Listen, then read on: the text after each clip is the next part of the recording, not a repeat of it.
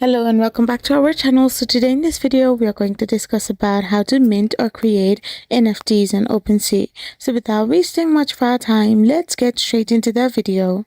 So the first step is to simply set up a wallet. If you don't have one yet, for Ethereum and Polygon, install MetaMask, or for Solana, use Phantom Wallet. Fund your wallet with some cryptos, that is ETH or SOL, needed for transaction, and simply note that OpenSea supports gasless minting on Polygon, so you can create NFTs without paying upfront fee. Now connect your wallet to your OpenSea. Go to OpenSea.io, click on the wallet icon and select your wallet. After this, approve the connection in your wallet and create a collection. This is completely optional but highly recommended. And now you can simply mint your NFT. From your collection, click on Add Item, upload your file, and fill in the details like name, properties, level, and unlockable content. After this, choose your blockchain and click on Create. List for sale, like go to your NFT and click on Sale.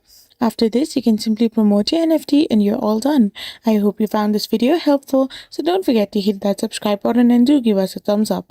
We will be back again with more informative videos. Thank you for watching.